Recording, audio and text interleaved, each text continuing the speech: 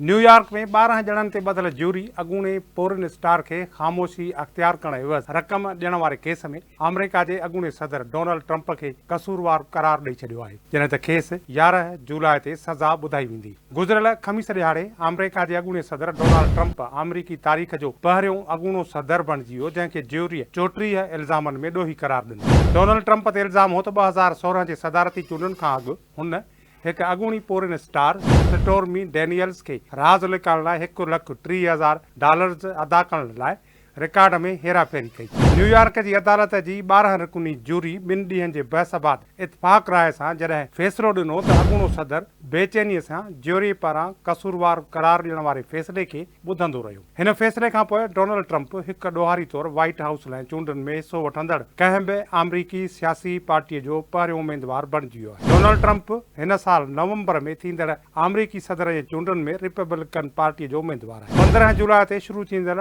Party conference में Republican party खेसि सदर जी चूंड वठण लाइ बाज़ाब्ता तौरु नामज़द कंदी, पर उन खां 4 ॾींहं अॻु 11 जुलाई ते खेसि सज़ा ॿुधाई वेंदी। अॻूणे अमरीकी सदर खे हर हिकु इल्ज़ाम जे लाइ 1 साल ऐं 4 महीननि खां 4 वरहनि ताईं कैद जी सज़ा खे मुंहुं ॾियणो पइजी सघे थो। ट्रंप जी उमिरि ऐं अॻूणो ॾोहारी रिकॉर्ड खे नज़र में रखंदे संदसि सज़ा में घटिताई या खेसि आज़ाद बि करे सघिजे थो।